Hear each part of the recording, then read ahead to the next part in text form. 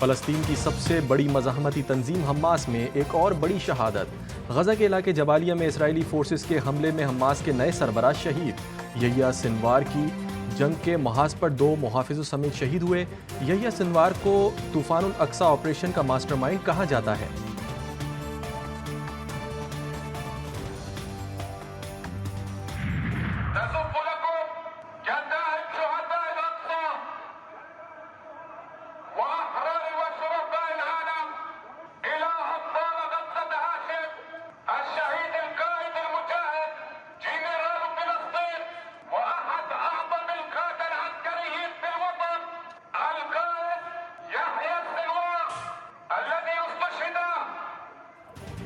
Hamas के सरबराह यहिया अल Sinwar की शहादत का ऐलान मस्जिद जनीन से किया गया।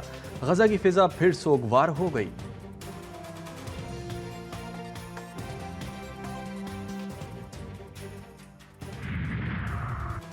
यहिया सिनवार बहादुर था। बहादुरों की तरह जिंदगी गुजारी, मज़ाहमत की और आखिरी सांस तक लड़ता रहा। हमले के वक्त सब साथी शहीद हुए और यहिया सिनवार शदीद जख्मी। यहिया सिनवार ने खुद को मलबा जाहिर किया और दुश्मन की आंख में धूल झोंकी। शदीद जख्मी जिस्म ने हरकत की जिसे इसराइली ड्रोन ने नोट किया और फिर टैंक या स्नाइपर से निशाना बना दिया। यहिया सिनवार ने आखिरी वक्त तक अपने पास अपना मज़ाहमती पिस्टल ग्लॉक 19 संभाल के रखा। यहिया सिनवार एक सख्त और पुरअज़म जंगजू शख्सियत के मालिक। इसराइल के खिलाफ फ़लस्तीनी तहरीक में नुमाया किरदार अदा किया। यहिया सिनवार 1962 में गज़ा की पट्टी के शहर खान यूनिस में पैदा हुए। 1988 में इसराइल ने गिरफ्तार किया। मुतअद्दिद कत्ल के इल्ज़ामात में उन्हें उम्र कैद की सज़ा सुनाई। यहिया सिनवार ने 22 साल इसराइल की जेलों में गुजारे। उन्हें 2011 में एक इसराइली फ़ौजी गिलाद शालीद के बदले में 1000 से ज़ायद फ़लस्तीनी कैदियों के साथ रिहा किया गया। गजा में सहूनी फौज की खूनरेजी। गुज़िश्ता 24 घंटों के दौरान मजीद 65 फ़लस्तीनी शहीद, 140 से ज़ायद ज़ख्मी। शहादतों की मजमूई तादाद 42,438 हो गई। गजा में ग़िज़ाई क़िल्लत का खदशा बढ़ गया। इमदादी सामान मजलूमों तक ना पहुँच सका। लाखों लोग जंगज़दा इलाकों में इमदाद के मुंतज़िर।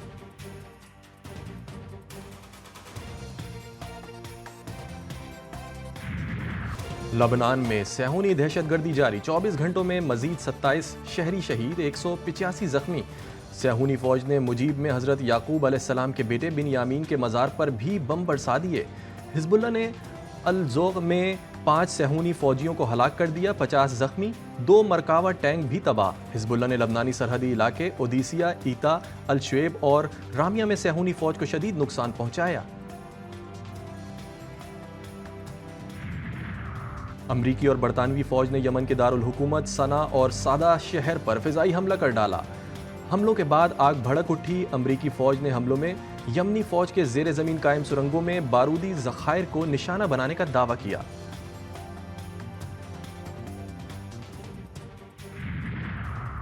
गजा के कसाई नेतन्याहू ने ईरान पर हमलों के अहदाफ की मंजूरी दे दी।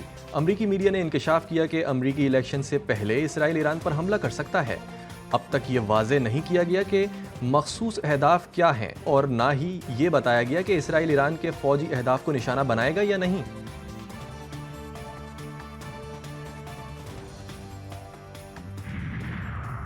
रात के आखिरी पहर वज़ीर आज़म सरगर्म। शहबाज शरीफ बिलावल जरदारी के साथ मौलाना फजलुर रहमान के घर पहुंच गए। PTI क़यादत से मुलाकात के बाद दोबारा मुशावरत का सिलसिला जारी।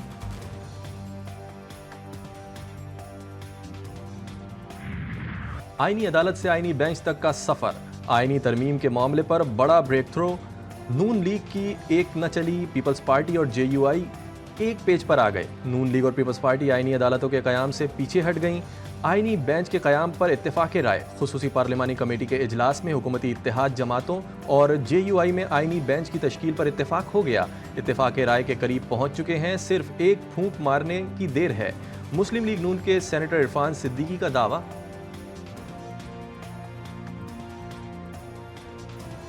कमेटी में आज बहुत अच्छी गुफ्तगू हुई है। PTI भी मौजूद है, गौर साहब मौजूद हैं, सारी जमातें मौजूद हैं। जो एक टेंटेटिव मुसवदा है उस पर बात हो रही है, जो जिसको तारड़ साहब ने खाका कहा है और उस पर आलमोस्ट सबका एग्रीमेंट मौजूद है। थोड़ा सा इंतज़ार करें, इंशाल्लाह फिर आईनी तरमीम का final round ball Tehreek Insaf के कोर्ट में। मौलाना फजलुर रहमान से पीटीआई वफ्द की मुलाकात। आईनी तरमीम पर मुशावरत बानी चेयरमैन से मुलाकात नहीं करने दी जा रही। हुकूमत इजाज़त दे, आईनी तरमीम पर बानी पीटीआई से मुलाकात के बगैर हामी नहीं भर सकते। तहरीक इंसाफ के वफ्द ने मौलाना के सामने शराइत रख दी।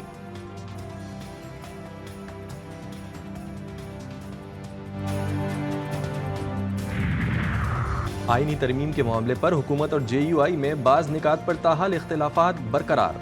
ज़राए का कहना है कि मुजवज़ा तरमीम में जजिस पैनल आर्टिकल 8 और 243 पर मामलात अटके हुए हैं। आईनी बेंच पर इत्तेफाक होने के बाद मामला मजीद बिगड़ गया। ज़राए JUI का कहना है कि जजिस पैनल का इतलाक जस्टिस मंसूर अली शाह की नामजदगी के बाद होना चाहिए।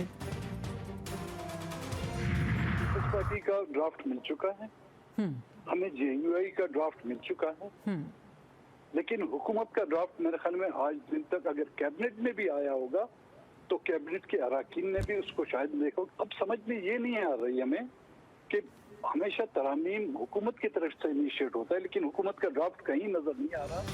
सरदार अख्तर मेंगल कहते हैं आईनी तरामीम लाना हुकूमत का हक है। अभी तक उन्हें पीपल्स पार्टी और JUI का मुसवदा मिल गया, हुकूमत का मुसवदा अभी तक उन्हें नहीं दिया गया। GTV न्यूज़ के प्रोग्राम G4 गरीदा में गुफ्तगू करते हुए BNP सरबराह का कहना था कि पहले तो ये देखा जाए आईनी तरमीम ला कौन रहा है, हुकूमत, ओपोजिशन या तीसरी कुव्वत।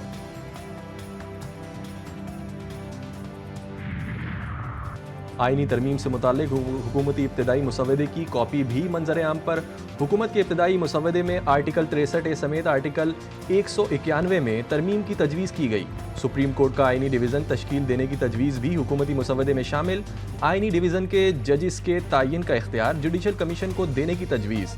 सुप्रीम कोर्ट के 3 सीनियर तरीन जजेस में से एक को चीफ जस्टिस मुकर्रर किया जाएगा।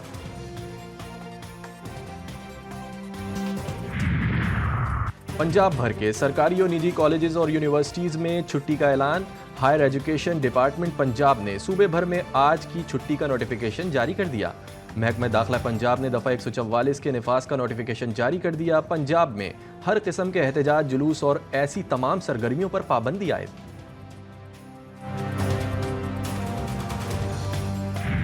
सानहे कारसाज को 17 साल मुकम्मल। सानहे में 170 अफराद शहीद, सैकड़ों जख्मी हुए। पीपल्स पार्टी की जानिब से मुल्क भर में जलसे, जुलूस और रैलियों का इनेकाद किया जाएगा। मरकजी जलसा हैदराबाद हुंडड़ी बाईपास पर होगा। बिलावल भुट्टो जरदारी खिताब करेंगे। मुल्क भर से काफिले हैदराबाद पहुंचना शुरू। जियाले जमहूरियत के लिए जान का नजराना देने वाले कारकुनों को खिराज अकीदत पेश करेंगे।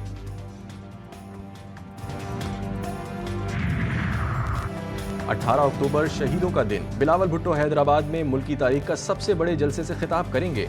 सिंध के सीनियर वजीर शर्जील मेमन कहते हैं पीपल्स पार्टी का जलसा माजी के तमाम रिकॉर्ड तोड़ेगा। बिलावल भुट्टो सिंध के सैलाब मुतासरीन के लिए घरों का मंसूबा ला रहे हैं।